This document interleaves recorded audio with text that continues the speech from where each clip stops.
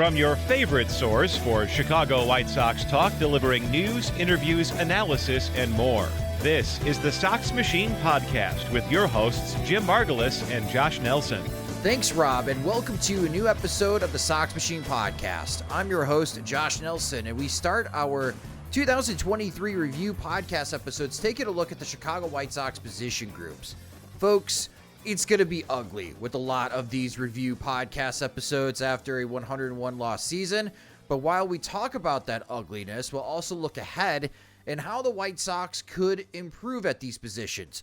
Also drop some thoughts about the upcoming free agency class to help you out when it comes to the Sox Machine offseason plan projects. This review episode will focus on the White Sox infielders, and joining me to help is the managing editor of SoxMachine.com and the co-host of the podcast. It's Jim Margulis. And hello, Jim. What an exciting position group to review right off the bat. The White Sox infield. I think you can say that about every position group. You can say, what an exciting position group. The relievers. I should, right? Pretty much, yeah. I mean, Patrick already posted his grades for the position players at Sox Machine, and most of it's bad. It's hard to be excited about anybody who isn't Luis Robert Jr., but we will try, and even if we can't be excited, we'll at least provide some exciting cynicism, perhaps. I don't know. Yeah, we'll do our best. See. We're going to do our best, but when it comes to the White Sox infield, and again, we've been hyping this up because this is the biggest decision for Chris Getz when it comes to the roster. It's going to be Tim Anderson and how we start this episode off, especially at the shortstop position. Now, we're recording this after the first game of the division series, both in the American and National Leagues. And I don't think it's crazy to say this. Everybody knows this that's ever been watching baseball for however long. Even if you're new to the sport and you hopped on with the White Sox bandwagon because you just started following baseball, what a terrible team to hop on. But we are happy that you're here. And for those that have been watching the White Sox for 50 plus years, everybody knows, Jim, the shortstop position is critical. And it is obvious in the postseason as well that the shortstop position is huge for teams' There's some good success. Ones. Yes, very good ones. Tim Anderson this past year had his worst season as a professional. On Fangraphs, Tim Anderson was worth negative half a win. On Baseball Reference really did not like Tim Anderson at all. Their WAR had Anderson at -2 wins below replacement. That is really ugly. And what's the weird thing is that Anderson, despite the knee injury early in the season when Hanser Alberto fell into him, Anderson did play 123 games, which is the same amount of games that he played in 2021. So just 2 seasons ago. 2 seasons ago, in 123 games during 2021, Anderson had an 806 OPS. He batted .309. He had 17 homers and 29 doubles and 2 triples. So that's 48 extra base hits. And on Baseball Reference, he was worth 4.7 WAR. He was a top 10 shortstop in Major League Baseball. 2 years later, same amount of games, 1 home run because he has a 582 OPS. He only has 21 extra base hits, so not even half what he had a couple years ago. And he was worth -2 wins above replacement. So that's a -6.7 WAR difference from just 2 years ago, Jim. That's how drastic of a drop-off it's been for Tim Anderson. And the most pressing, again, why he's the most pressing decision is because his contract, it's either a $14 million club option or $1 million buyout.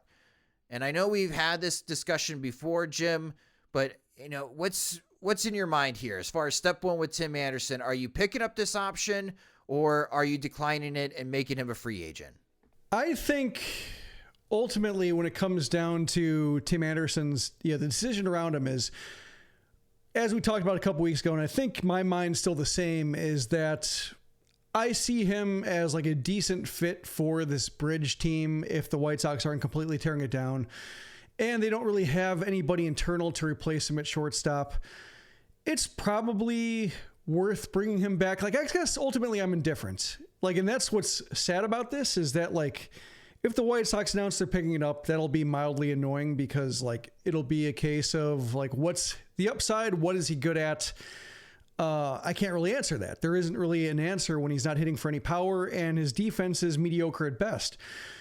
when you think about the future of seeing the press release of White Sox decline option on Tim Anderson, like I would be mildly annoyed that that's how it ends. That when you look at all of these contracts the White Sox signed, there might not be, I guess Luis Robert would be the one whose team options actually are picked up. Otherwise, you're waiting for the clock to run out on Eloy Jimenez. You're waiting for the clock to run out on Yoan Moncada, assuming that, he's not going to have a clean bill of health up until that decision point. So like, that's also annoying that, they weren't able to cash in on what seemed like a no-brainer extension at the time. So like, that's kind of where I'm at. And like, he was so dismal last year that like, I can understand not wanting to throw $14 million at him. You just look at the offseason market. And I guess I'm conditioned to the White Sox not having real creative ideas to solve problems. So I see like Anderson coming back as like, yeah, I guess it's better than what's out there and what's like who the White Sox might get without winning an all-out bidding war. But if Chris gets, him being not a new guy in town, but a new guy in his role, and maybe he really does have some different ideas, giving him like slight benefit of the doubt. If the White Sox decline that team option, I'm open to saying, okay, Chris Getz, what do you have? What's your big idea? Right. What are your options in case that big idea falls through? Like, I'm okay watching him try to solve a problem. So ultimately I'm indifferent, which is a shame, because I think Tim Anderson, given the highs and lows and how polarizing his style is when he's on, like probably the worst thing you can say about him is that you really don't care about him, or like that's not really how he's designed to play. So like, that's ultimately an insult enough, is that like, he just doesn't make you feel anything.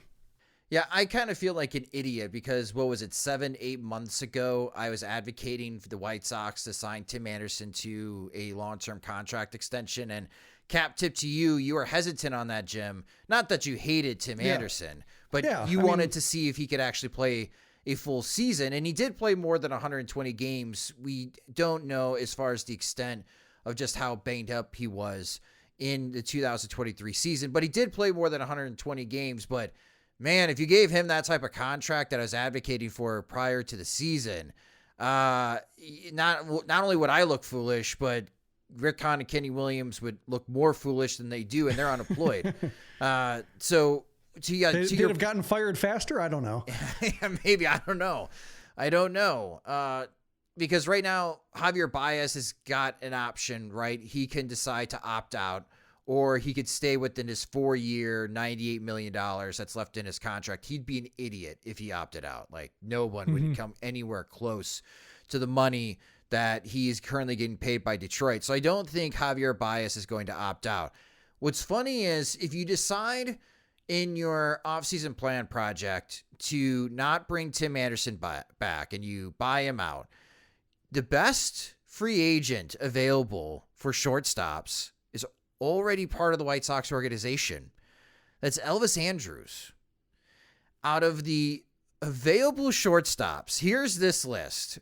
Ahmed Rosario, who played for the Guardians and Dodgers this year, was worth 0.2 WAR during the regular season. His fielding run value was minus 10 runs below league average. He is one of the worst defensive shortstops in baseball, and it wasn't much better in 2022. Paul DeYoung, he's 30 years old. He played over 100 games this year. His fielding run value 7, but his weighted runs created plus was 66, so his WAR was 0.3. Nick Ahmed, who played 72 games but quickly got replaced within the Diamondbacks, and his weighted runs created plus was 51. He was good on the glove, though. He had a 5 runs above average when it comes to fielding run value, so defensively he's okay. But then here's Elvis Andrus, the only free agent shortstop with a WAR total above 1 at 1.1. He had an 81 weighted runs created plus, and his fielding run value was 4. He's 35 years old coming into this next season, folks. And he is the best available shortstop in free agency. So that's really the choice here. If you opt out of Tim Anderson's contract, Jim, 1, do you think about bringing Elvis Andrus back? Or 2, do you have to explore some type of trade to find another shortstop? I think that's the debate here. After the question, if you bring Tim Anderson back or not, and if you decide to not bring back Tim Anderson, playing down this thought process, do you bring back Andrews or you explore a trade? Well, does Elvis Andrews want to come back would be another question, because like he was traded to the White Sox. He re-signed with the White Sox in February when like it was his best option for playing time, and also one that was at least what was thought to be a contender. So in terms of somebody wanting to get to the postseason and want to maybe play for a World Series at some point in his career, 15 years in, that, you know, I think that he might have a more jaded view of the White Sox are. And given his positioning, like a lot of teams might see him as like a good bridge guy, as like, let's have him around for 1 year, try to get by. Like, I think I would like to see him back on the White Sox if they decide to not go with Tim Anderson, just because like you did see some of the leadership aspects. You did see some of him like being an on-field leader, like trying to instruct people where to stand, where to go with the ball. That's one of the reasons why I don't know if he'd want to come back, is like he's not getting paid to coach as well as be a player. Like obviously it's part of a shortstop's responsibilities, but it seemed like he was having to do that a little bit too much. And you know, he just might want something that's a little less maintenance for being a, you know, either a fill-in shortstop or like a fifth infielder, that sort of thing. So I'm skeptical he'd want to come back. It seems like he's served his time with the White Sox and he might want to try to pursue more enjoyable jobs elsewhere. But like, it is a decent option to where like if the White Sox aren't contending and you just want to find somebody who can bridge a gap between like Tim Anderson, Colson Montgomery, or Jose Rodriguez, whoever might be the most reliable, feasible shortstop at the end of next year. Not bad, like not exciting, but nothing about the 2024 White Sox I think is going to be exciting. It's going to be mostly about like whether the holdovers are going to be more productive than they were last year. Is Tim Anderson a lost cause? If you do bring him back, what's your confidence level that he could bounce back, Jim? Maybe not to the level of 2021, but it's got to be better than this for his sake, because if he does not bounce back in 2024, like the White Sox pick up his option and he's still replacement level, is he done at age 32? Like, I don't know what options he's going to have available in free agency if he duplicates another season like this. Yeah, I mean, like the tough thing about looking at Anderson is like, when you look at that 2 wins below replacement figure from Baseball Reference, that's based on defensive runs saved. He was negative 16 defensive runs saved, whereas like outs above average, he was 1 run in the red. So like there is a discrepancy between like how the metrics are handling him. I think I'm inclined to split the difference between the two and just say like he's not somebody who's going to bolster his value with his defense. Like his value is being somebody who's bat first and can handle shortstop, but he's not somebody, if his glove needs to carry him, his glove is going to do that. So that's why like ultimately, whether it's -1 or -16, you end up in the same, I guess the argument ends up in the same spot where it's all about how's he hitting. And yeah, the thing is, like, there are some injuries you can point to, like the groin injury from 2 years ago and then the knee injury that he had, and the White Sox having to grunt through injuries because they just had precious little depth, and the minor leaguers they bring in just never hit the ground running. So, like, Lenin Sosa isn't going to pick him up. Romy Gonzalez isn't going to pick him up. Jose Rodriguez, where he did not have the hamate injury that ended his 2022, probably can't be counted upon to pick him up. So if he's grunting through something, then maybe there's a reason why he was this bad. But I think when you look at Anderson, his style of play, how few walks he draws, how he has to get by being like a medium contact guy. Like, we had these similar discussions about Josh Harrison when the White Sox brought him up and looking at his ups and downs between when he was with the A's and the Pirates and the Tigers and the Nationals, like in the wild swings and the terrible year he had with Detroit in his previous full season in the American League, and just realizing like those are the the oscillations that a player is subject to when he just makes contact that isn't elite in terms of exit velocity and launch angle optimized for power. And it's more about like, can he find gaps and can he leg out infield singles? And, Harrison was a year-to-year guy. Like by the time he was in his early 30s, hitting 33, 34, like he's very much a one-year contract. Maybe there's some upside. Maybe you can get him when when fortune's smiling upon him, and you'll get like a 2.5 win season because he plays good defense. But if he's not BABIPing well and he's hitting in the low 200s and, his OBP is really not spending much time in the threes, then you're getting a guy who's basically like 1 win at best. And you're wondering like, well, we might have one of those guys at home. So it's sad if it gets to that point, but like Harrison had some really good years, not as good as Anderson's run, but like ultimately like he was able to max out that skill set with some peak athleticism in his 20s and make an all-star game and have some really valuable years that were worth an extension. So that's why I think Anderson, like, even though it might be surprising that he lost it this quickly, it's not entirely unfathomable. And he's already done the driveline thing. And that's one thing that's frustrating about the White Sox is like their driveline stories are Tim Anderson and Carson Fulmer, who just like didn't do anything. Didn't work. And like, you see all these other guys who went to driveline or did swing coach things and just like JD Martinez this past off season and resurrected his career. And just ultimately like the White Sox have guys who just, continue to find new lows. And that's why like he's already done that. So if he continues to go that path, like there's no reason for optimism there. He had 21 extra base hits. He had 15 double plays. That's something like I can't quite, where's the upside there? And it's hard to figure it out. And then if he gets hurt again, you're back to square one. So like I'm inclined to think of him as a year-to-year guy, like might be handsomely paid sometimes. Might be a year in a club option, might be year in a player option. If he was able to cash in on some of the BABIP luck he had before, but I can see it being something that just dried up on him. And now he has to get by like on swings of fortune that just, it's really hard to do. I think I'm in the boat, Jim, of declining the $1 million option, taking that $13 million, seeing if I can entice Elvis Andrus on like $5 million, which is a pay raise from this previous season, to be the starting shortstop. And he would be the starting shortstop on opening day. And see how and say we'll look to trade you to a contender. Yeah, if you're not good and it's time for Colson Montgomery, we'll be able to move you before the deadline or try to. And then on February 1st, if Tim Anderson's still a free agent, then I would call and be like, you want $7 million and be our starting second baseman. And if he accepted that, it would be a starting gig.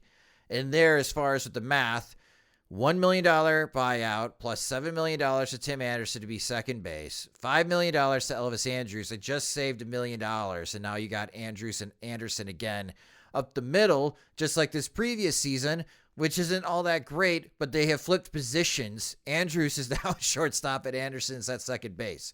And if you don't sign Anderson at second base, we'll get to second base later in this episode, or he decides to sign elsewhere, then there's a lot of great memories of Tim Anderson with the White Sox. It's just more times than not, you don't get the opportunity to finish things on a good note, especially when it comes to professional sports. Not everybody gets to have the Miguel Cabrera retirement tour. Paul Konerko had something similar, but man, Konerko was awful that season.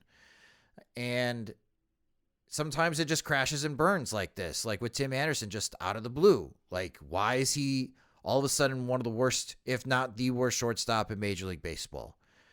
But to pick up the $14 million and then your plan A is to move him over to second base, I don't know if that's such a great plan A, Jim. So that's why I'm in the boat of buying him out. See what the other 29 teams in baseball think of Tim Anderson. And if he's still a free agent come February 1st, then talk to him again and see if he is interested in playing second base and go in that direction. But I think, again, the shortstop market is so bad. This is an area where if you're doing the offseason plan projects, I cannot wait to see the creativity of the trades that people come up with, Jim. Because I think if you're really trying to vastly improve this position, that's your most realistic route, is trading for shortstop. Because the other option, like my plan, would be bring back Elvis Andrus until Costa Montgomery is ready. And that's so much pressure on the rookie to perform if you are contending. And that's a big if. Yeah, I think I'd be fine if the White Sox let Tim Anderson go, and then you just have to hope that Chris Getz is willing to make a trade or can figure out how to close deals in a way that Rick Hahn stopped being able to. And that's the benefit of doubt. Maybe that's one thing he whispered into Jerry Reinsdorf's ear, said like, Rick, this is the scenario where Chris Getz overthrows Kenny Williams and Rick Hahn, but he's just saying, look at this payroll, $190 million. And like, this is what it got you. Like, if Rick had the ability to make trades, he wouldn't have to spend $190 million. He'd be able to solve holes with players rather than money, and use the money for somebody better than Andrew Benintendi. So like, that's what I'm hoping he's saying, and hoping he has the appetite and ability to do, but he's completely untested. So like, there's no reason to believe that he can do meaningfully better, but it is worth, like, because we have no choice. We are a captive audience in this regard, unless you just decide to up and leave the White Sox entirely. Just saying like, let's see what he does. We have no patterns to go off of as Chris Getz as a decision maker. So may as well wait for patterns to emerge, chart what he's doing. And then by next winter, maybe we'll have a better idea of like, well, Chris Getz will probably do this the way Rick Hahn will probably jump the market for somebody who isn't that good. So that's the shortstop dilemma, and best of luck to everyone trying to figure that out. That's going to be a big part of your guys' offseason plan projects. Let's take a look at first base, and that's Andrew Vaughn. So Andrew Vaughn this year played 152 games out of 162, so that's good. Availability is a key for this franchise. However, Vaughn was only worth 0.3 WAR according to Fangraphs, and only worth 1 WAR according to Baseball Reference. And when you look at first baseman, so there are 24 first basemen in Major League Baseball that qualified for the batting title this year. 0.3 WAR in Fangraphs ranked Andrew Vaughn 22nd out of 24. 103 weighted runs created plus, that's 3% above league average, but that's good for 19th out of 24. 21 homers, that's 16th out of 24. 80 RBIs, which led the team, tied with Luis Robert, 16th out of 24.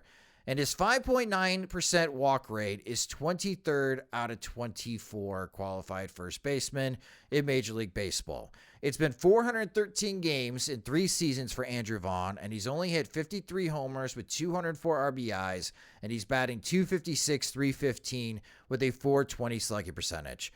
Jim, when is Andrew Vaughn going to break out?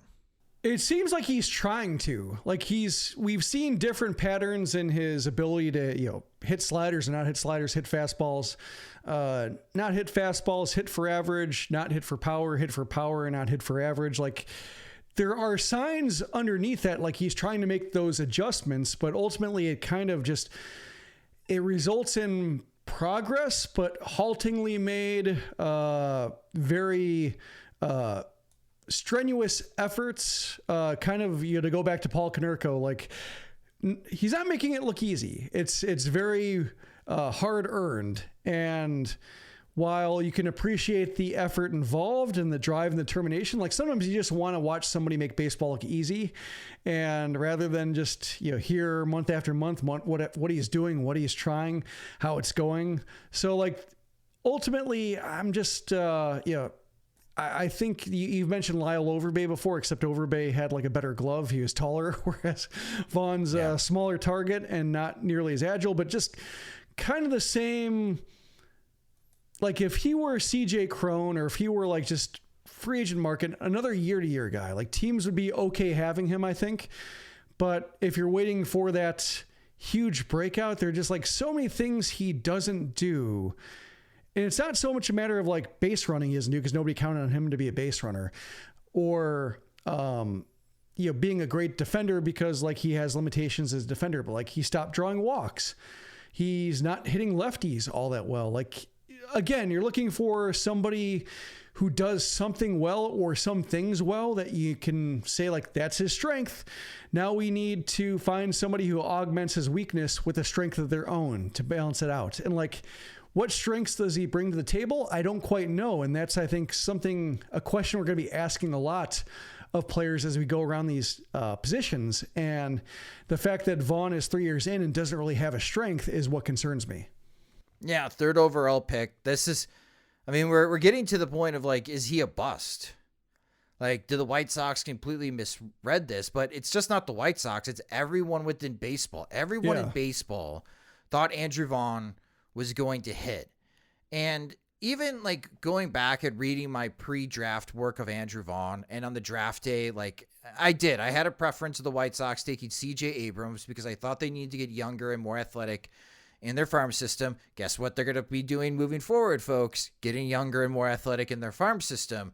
But with Andrew Vaughn, I had a Paul Konerko comp to him because I thought there's going to be some seasons where he does hit 300 and he can hit 30 to 40 homers and drive in 100 RBIs.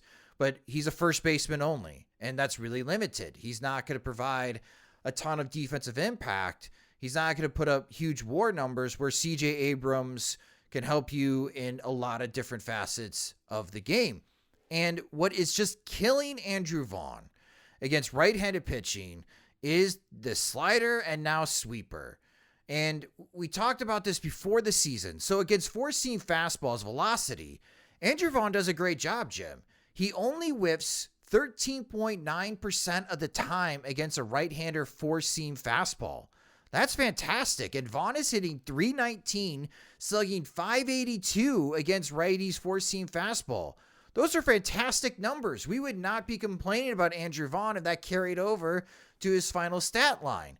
But that doesn't happen because sliders, he's hitting just .235, slugging just .314. He's only hit one home run last year against a slider from right-handed pitcher, and he whiffed 39% of the time. And now this new league tendency, hold on, let me throw a slower slider that's got more horizontal movement. We now call it a sweeper, and Vaughn's worse at those pitches. He hit just .133 against sweepers and whiffed 41% of the time against that pitch.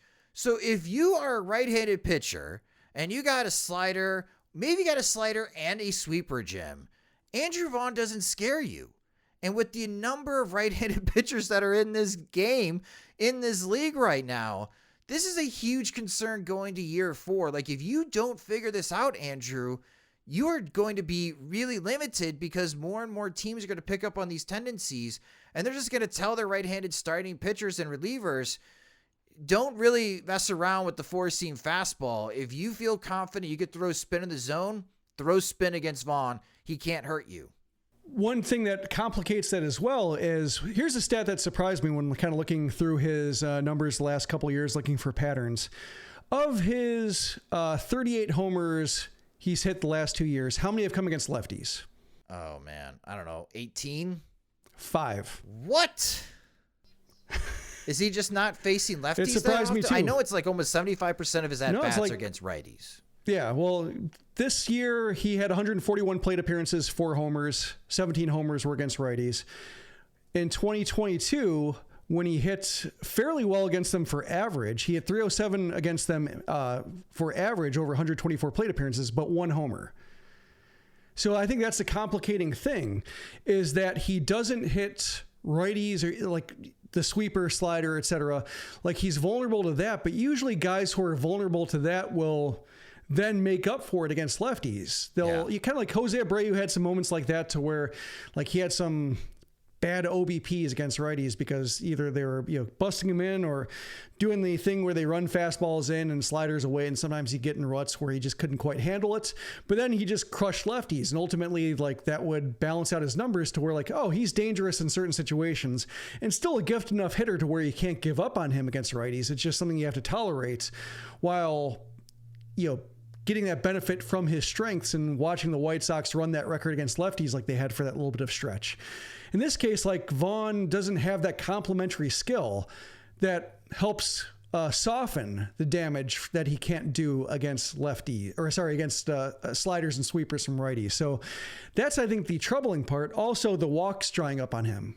is a really confounding part, because like the swing discipline, like it's not like he's swinging at everything. It's not like he's just completely reckless with his decisions.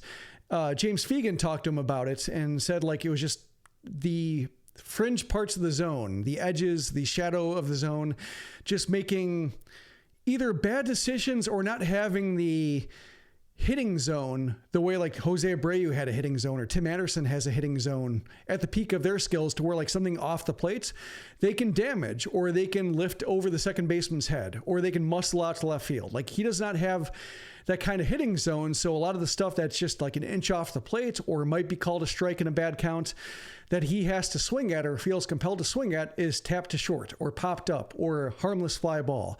And it just ends in useless outs. And he's trying to figure out how to limit the amount of swings he does against those pitches early in the count, because he might be giving up at bats after 2 pitches that just might be piling up on him in a way that just is maybe slightly unlucky, but also might be a product of his limitations of being like a shorter hitter who doesn't have that kind of elite opposite field power or even power to center field. Like he has to be a bit smarter with the decisions he makes early in counts to be able to try to find pitches he can do damage on. But that's what jumped out to me is like, I guess it didn't jump out to me, the sliders and sweepers, because you've brought that up before and I've been cognizant of that and watching the progress he's made or hasn't made. But the lefty is like, oh, he's not doing that anymore. Like he was always decent against lefties up until this year, and now it's just kind of empty. I think partially because of the lack of real productive opposite field contact he has in the air, that just doesn't go for extra base hits the way it does the pole field. And he's fighting a little bit of a 2-front war, and that he's trying to get better against righties, but also like, if you can only do so well against righties, and some righties can only do so well against righties, not necessarily a fatal flaw, then you really have to make up the ground somewhere else, and he's not doing that. Yeah, he's got Lego blocks for feet. He's really slow, so he's getting no value. It's a lot of negative value when it comes to base running. It's hurting him in the field as well.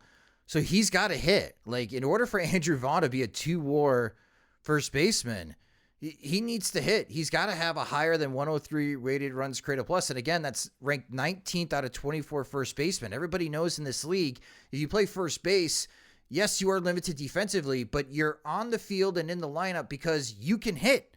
And while Andrew Vaughn was better than Jose Abreu this year, that's not saying much, because Abreu is the worst first baseman in Major League Baseball. So, yay, you went from 24th to, the 22nd ranked first baseman. But this guy, you used the 3rd overall draft pick for, and now he's leaving arbitration. I think he's entering arbitration. His first year arbitration number is about 3 million is what Trade Rumors is projecting, Jim? 3.7. 3.7. So he's going to get more expensive moving forward. And in arbitration court, they haven't used advanced metrics yet. They're still using home runs and batting average and RBIs to decide salary. So as long as he continues to play 150 games, it may help him in arbitration court. But what the White Sox really need from Andrew Vaughn is someone to really solidify the middle of the order. They need multiple guys to hit 30 home runs in a season. He's got to be that guy. And if he's not that guy, then I guess the White Sox have to start looking around to see if they could find better first basemen or draft another first baseman in the 2nd or 3rd round in this upcoming class and hoping to develop another power hitter, because that's what they really need. And 20 homers is not that much anymore. Yeah, the question is, like, what does he do well? He plays. He doesn't complain. You can play him anywhere. He's not good anywhere defensively, but he's willing to play. That's probably his best attribute. And he had like a decent year with runners in scoring position, so he had that going for him, and that's not nothing. Like the at-bats are okay, but like when you look at the wins above replacement, like basically 1 win, that's about what he was. And while first basemen tend to be punished in that regard, and it's really hard for them to get like escape velocity from like the 2 to 3 win territory that like most good first basemen you're happy to have end up in. The 1 win shows that like, yeah, just there isn't a standout attribute here. and there should be. Plate discipline was thought to be it, and that just got away from him. So whether he can rediscover that, the hope is that he can, because it's not like he's flailing away out there. It's just like his ability to make contact at a decent rate is working against him, because like the contact just isn't good. So it seems like he has to either swing less or, maybe swing smarter, work smarter, not harder. That probably has to be what he does at the plate in order to make that next step. And it's possible he makes that next step because he's made progress. Like this year, I was happy to see that he fared well in September after basically looking gassed every final month of the season. So that I think was positive and shows that he's learning and learning how to be a major leaguer. I guess I'll bring this up too, is like listening to the White Sox Daily podcast. Ian Eskridge had Andy Barquette on, now former White Sox hitting coordinator. And he talked about Oscar Colas and saying like that you have to learn how to be a major league hitter through reps in the minor leagues. And I think we're seeing some of that with Andrew Vaughn, in that like he really didn't have reps in the minor leagues. He had like 1 year in the low minors, and then the rest was all having to learn at the major league level, how to learn habits and tendencies. And this could just be a case of like the White Sox reaping what they've sown, in that this guy didn't get a chance to learn habits, didn't get a chance to learn about his body, didn't learn how to process professional information about professional pitchers, and he's had to make it all up in an organization that is not very good at helping guys along. And the fact that he's gotten better incrementally might be a victory in and of itself, and you're just going to have to get what you get from him and hope that there's like a Carlos Rodon story at the end, to where like after 5 years of ups and downs and more failure than successes, all of a sudden it clicks and you get that draft day performance. In the case of Rodon, that third overall performance that you just didn't get because you didn't really coach that guy along all that well. Yeah, that's a good point, Jim. That's always been the underlying concern, is have the White Sox broken Andrew Vaughn? And because of their poor development, or never assembled him. Right. They just bought the floor model and be like, oh, this is good enough. Yeah. Yeah. So there you go. So again, Andrew Vaughn was worth 1 WAR according to Baseball Reference. Tim Anderson was worth -2 WAR. So you're at -1 WAR from this 2023 infield. We're going to talk about third base and second base next, but after a quick word from our sponsors. When I saw the Milwaukee Bucks make that big trade with Portland for Damian Lillard, I immediately went on Game Time to see when they were playing the Chicago Bulls. Saw it was on November 30th, and Game Time had great seats in the 300 level right at center court in the United Center. Great tickets at a great price. I couldn't pass up the opportunity. Buying tickets shouldn't be stressful. Use Game Time to purchase your tickets. Game Time is the fast and easy way to buy tickets for sports, music, comedy, and theater near you. They've got killer deals on last-minute tickets, and their best price guarantee helps eliminate stressing over tickets. If you find tickets in the same section and even row for less money, Game Time will credit you 110% of the difference. That's why Game Time is the fastest growing ticketing app in the country. Download the Game Time app, create your account, and get $20 off your first purchase using our promo code SOXMachine. Terms and conditions apply. Again, create an account and use our promo code SOXMachine for $20 off your first ticket purchase. Game Time. Last minute tickets, lowest prices, guaranteed. There's no I in team, but there is one in Indeed, and that's the hiring platform that you need to build yours. When you're hiring, you need Indeed. Instead of spending hours on multiple job sites searching for candidates with the right skills, Indeed's a powerful hiring platform that can help you do it all. One of the things I love about Indeed is that it makes hiring all in one place so easy, because Indeed does the hard work for you. They show you the candidates whose resumes on Indeed fit your description immediately after you post, so you can hire faster. Join more than 3 million businesses worldwide that use Indeed to hire great talent fast. Start hiring now with a $75 sponsored job credit to upgrade your job post at Indeed.com/Blue Wire Sports. Offer good for a limited time. Claim your $75 credit now at Indeed.com/Blue Wire Sports. That's Indeed.com/Blue Wire Sports, and support the show by saying that you heard it on this podcast. Indeed.com/Blue Wire Sports. Terms and conditions apply. Need to hire? You need Indeed. Welcome back to the Sox Machine Podcast. All right, so we talked about first base, we talked about shortstop. Let's talk about the hot corner, and that's third base, and that's mostly Yoan Moncada. Moncada only played 92 games this past season, again, due to various injuries, but most notably his back, and that's going to be a huge focus going to the 2024 season. And in those 92 games, Moncada hit .260 with a .305 on base percentage and slugged .425, but he hit a lot better in his last 40 games of the season. Moncada did finish with 11 home runs and 20 doubles. On Fangraphs, he was worth 1.2 WAR, and on Baseball Reference, he was worth 0.6 WAR. There were 32 third basemen who had 350 plate appearances last year in Major League Baseball. A lot of sharing of that position, but there are some steady starters within the league. And Moncada ranked 21st in wins above replacement. And I point that number out because going to 2024, Yoan Moncada is expensive. His contract is worth $24 million this upcoming season. That is fully guaranteed. That is the sixth highest for Major League Baseball third baseman. Now, it's not as bad in value as what the Angels are getting with Anthony Rendon, which that contract is souring like a carton of milk that's been a month old. However, Moncada is making more than Austin Riley and Jose Ramirez. So the White Sox really need some production going to 2024, Jim. And the sixth highest WAR for third baseman last year was Manny Machado. Funny. And that was 3.5 WAR.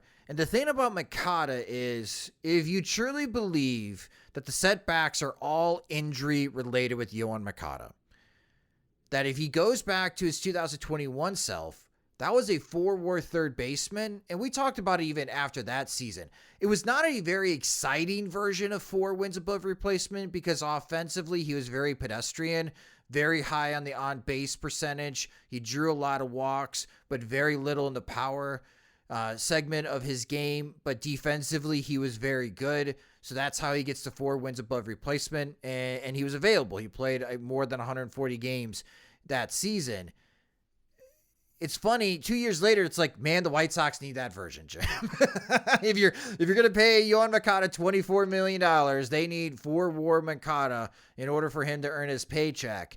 And just like the previous question, like Tim Anderson, like, do you believe he can bounce back to that form?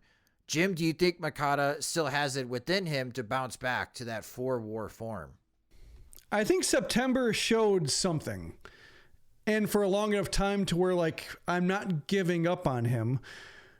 I think the tension or like maybe like the spectrum of emotions I have for Moncada is like, you know, just wait out the contract on one end and like maybe he can put together for 3 months and be like somebody else wants to trade for. Like, I still find it very tough to believe he can withstand a 6-month season. Like, I don't have hopes for that, or like I don't have expectations for that. Maybe he can. Wouldn't consider it impossible.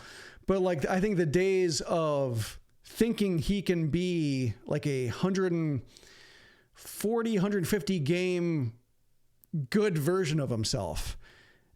I don't see how that's possible when you're dealing with like core and back and legs and everything like that. Like, he's now going to be 29. So he's, you know, getting older and theoretically past his physical prime, and sprint speed was really down. Like, the defense, like depending on which metric you use, like that was down. Like, there are some signs that like he was playing to protect himself. It's just a matter of like, is that how he's always going to have to play?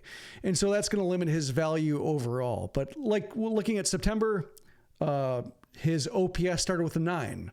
He started turning around some fastballs again. He started like lifting the ball in the air again. All those which are like signs of like knowing whether Moncada has it or he doesn't. And like when he's whipping that bat through the zone and he's stabilizing his helmet because of the contact he made at the pull field, like that's a sign that he's feeling it. And when that contact is just dribbling to second base or popped up or, he's wincing or doing his stretches and everything like that and thinking like, oh, is he going to be taken out of the game? Like, that's when you know he doesn't have it. So there were some signs to where like thinking like, yeah, if he starts at third base opening day, like that's fine. What are you going to do? He's making $24 million. Yeah. No team's going to want him. hopefully he can get through June in a similar form, and then maybe teams will be like, we can use that guy. We might not mind that option. We might be fine taking that risk and giving you something of interest, even if that person's an A-ball. That I can understand, but yeah, just it always comes down to whether his next sprint down the first baseline is going to end up with him limping back to the dugout. And I think you can say that about too many guys. And that's why, like, it's ultimately hard to feel like you're not going to be that optimistic about him, but at least there was something here. Yeah, and with Moncada's career, it's either you're a 4-WAR third baseman, like we saw in 2019 and in 2021, or you're struggling just to get to 1 WAR. Like, that's how his career has been. And it's been like 2 big highs, very lows. And not as quite as low as Tim Anderson at shortstop. But going to 2024, like, I think, and I would be surprised if it's not this, I think you're settled at the corners with Andrew Vaughn and Yoan Moncada. I think the White Sox could do better at first base, but I don't think they're going to move on from Andrew Vaughn at this point. And then you got Yoan Moncada at third base with that contract. It might be an albatross. Again, is he the 6th best third baseman coming into this league in 2024? No. But Anthony Rendon's no longer the best third baseman in Major League Baseball. So you got some weird payroll flexes going on. And Matt Chapman is entering free agency, so we'll see how much he signs for. I think he'll have a tough time beating out $24 million in 2024 because the bat's not there anymore for Matt Chapman. Defensively, it's there, but offensively, it's not for Matt Chapman. So I think the target in 2024, even when we do our season previews, and I'll stick to this, 3.5 WAR, 4 WAR. Those are the big numbers for Yoan Moncada. He has the type of talent. He could do it in a variety of ways. He could hit like he did in 2019, or he could be an on-base machine and play really good defense like he did in 2021. But the White Sox need that type of value going into next season if they're going to compete. And Yoan Moncada needs to play at that level if he wants to earn his paycheck of what he's actually getting paid, because that's what the top 6 third basemen in Major League Baseball are now these days. They're 3.5 to 4 WAR types of players. And I think that list will only grow. It's amazing, Jim. Third base has become a really strong position in this league where there are 10 to 12 quality third basemen. Yoan Moncada is not part of that list. And now you got like Josh Young of Texas as a rookie. And, Brian Hayes was healthy for Pittsburgh. He had a big year for the Pirates. Like, I feel this is a premium position. A lot of teams have a high quality third baseman. Hopefully Yoan Moncada can figure it out. If not, when you look at the farm system, I know at shortstop we look at Colson Montgomery as being the future. Is that Brian Ramos? Is he the near future solution at third base? If Moncada does not bounce back, we have to look ahead. Or Colson Montgomery, depending on how you feel about his defense and whether the error total from this year was attributed to his back injury and just him needing a normal offseason. Or is his back injury going to hang around? That's not normally the best place for a guy to end up as third base if you're doing all of the quick bursts, flopping, twisting, etc. So I think Montgomery's back issue leaves an open question in terms of like where is the best place for him to end up. But going back to the question of what a guy does well, like Moncada, at least when he's on, can do a couple of things well, depending on like what mode he's going for. Like it seems like he either walks or he doesn't. There's no middle ground between like him drawing 80 walks or him drawing 30. He doesn't have that kind of 50 walk mode to where he trades a few for power or trades a few for hits. It's either on or off. Also in the 84 walk year, he also got hit by 10 pitches and he's never come close to that. So that was a weird outlier in terms of him getting to a 375 OBP, but at least in his September form, the power is also there. And he does that well enough for somebody who can hit from the left side and hit right-handed pitching the way other White Sox hitters can't. So that's why at least there's some reason to hold out hope for Moncada, or even if it's not necessarily like hope in its truest form, it's at least there's a little bit of upside, and then you just have to put a probability on him getting to it. But with Tim Anderson, with Andrew Vaughn to a lesser extent, because like Vaughn at least is showing some signs of progress, whereas Anderson's going the wrong way. There's just an element of like blind faith that that guy will do something that's an actual strength, whereas Moncada just needs to be healthy enough to tap into it. So that's third base. Let's go to the last infield position, the messiest of the messes for the White Sox, the position player group. Maybe right field is messier, but boy, second base is awful, Jim. And the best second base for the White Sox had was Elvis Andrews as he split time at short and second base. They had Hanser Alberto, then they cut Hanser Alberto.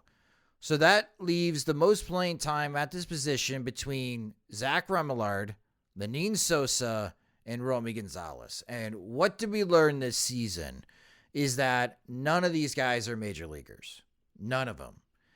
And this whole stockpile of interesting candidates to play second base has been exhausted for the most part, with the exception of Jose Rodriguez. But even when the White Sox had him in Chicago, they never played him. So I don't even know if they have a lot of confidence in Popeye as a major leaguer, at least at this moment. Maybe he just wasn't ready and it was break glass in case of emergency situation.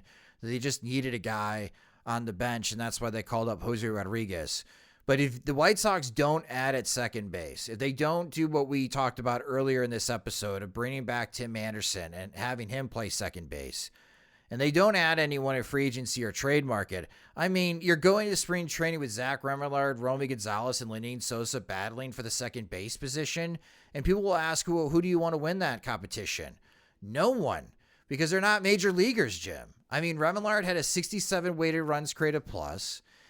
Sosa had a 47 weighted runs created plus before his devastating shoulder injury, which raises all kinds of flags. With Romy Gonzalez, he had a 49 weighted runs created plus. Like, the only positive is that Lenin Sosa hit 6 home runs. That was a bit surprising. Mm-hmm. But yeah, these three, no matter what their ages are, I don't think they're major leaguers, Jim. And that's what they have internally right now to sift through if they're trying to build out a roster. Again, this is an area that the White Sox really do need to address, because I don't think they could go into spring training with these three as their plan A. It's funny that with Romy Gonzalez, like the whole discussion about him in the offseason and in the hitters camp that they had and going into spring training, and Gonzalez being the reason why they're willing to move on from Larry Garcia and all this excitement. And then like he just shows up and offers nothing. And all of a sudden after the season, Jose Castro is fired, Chris Johnson's reassigned, and they're reevaluating their whole hitter thing. I wonder, if just the hype over him, the hype over Oscar Colas, realizing nothing was there, I wonder if how much of that contributed to Jerry Reinsdorf's appetite for change, or maybe once Rick Hahn was gone, like, and Chris Getz taking over, like, rooting out the hitting apparatus for the White Sox, even going down to Barquette, who I think did an okay job given what he inherited and how much he had to build. Like, I don't necessarily think Barquette was at fault. I think just the White Sox standards are so low that only one person can do so much to raise them at a time. And it's really going to take a multi-administration process in order for it to be anything resembling league average in terms of how they produce hitters. But just the hype over Gonzalez, I don't understand. And seeing him just offer nothing at the major league level, and then he got hurt. That's why I think the hitting coach changes they made were heartening to a certain extent, to be like, okay, at least the guys who saw a real major league threat out of Romy Gonzalez, they're pretty much all gone. And now it's healthier set of eyes, or fresher set of eyes, or maybe people who are more in tune with what they're supposed to be looking for in terms of guys who can bridge the gap between AAA and the majors. So that gives me a little bit of optimism in terms of how they go about setting this position. I guess the other optimism I can offer is, like, Lenin Sosa had the best 8 games of his career at the end of the 2023 season. Like, you look at his numbers, like 6 for 22, 4 walks, a homer, a double, like, not bad. Like, is that just a random 8 games? And he wasn't going to be as bad as he showed. So he had to have some stretch of competency to show, like, oh, he's a 200 hitter and not like a 100 hitter, which he shouldn't have been. Like, yeah. I don't have enough faith in that to say, like, yeah, that was the upswing that's going to stick. But, like, there's always watching him hit in AAA, like he shouldn't have been as bad as he was in his first 150 plate appearances at the major league level. So if you're looking for upside, like there's the most hesitant of things I can offer to be like, well, Sosa might be more of a stopgap versus a guy you want starting at the major league level for 2 or 3 years in a row. Zach Gremlard, I think he showed what he showed in terms of like a polished major league rookie. We talked about with Scott Carroll in that podcast of just being the guy who's seasoned but has no standing, like knows how to play the game because he's had so many reps over so many years at so many positions, but ultimately it's just not good enough to hold down a major league job besides like maybe a hot 2 weeks. And I think Remillard showed that. Like he played a good second base, ran the bases well, ultimately knew what he was supposed to do at his primary position, but just didn't have the kind of skill set to be more than that for longer than that. And once the patch effects wore off and he needed to be more than he wasn't that. And now that's why he was optioned down in Charlotte and is more or less a bench guy who looks to bunt at every single opportunity. He knows what he is, and he's just not going to be more than that. So yeah, it's a depressing picture. And I think if you're going to lean with like who you have on hand, Sosa's probably that guy. But I think this might be the area where I look for, if they bring in new hitting coaches or a new hitting coordinator or like look for a Brian Bannister type for hitting, and all the other hitting coaches fall in line underneath him, then maybe I look to see like, what do they see at second base?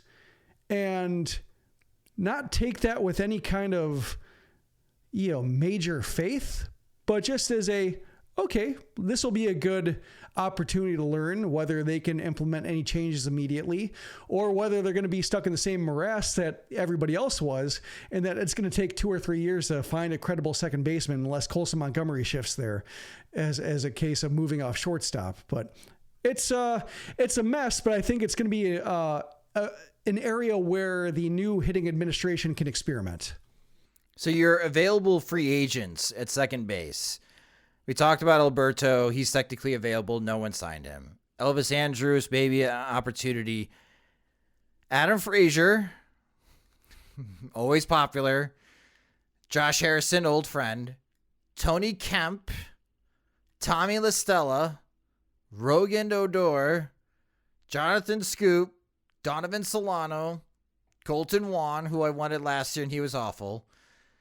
And then you got Whit Merrifield, who's got an $18 million mutual option with a $500,000 buyout. I think that's going to get bought out.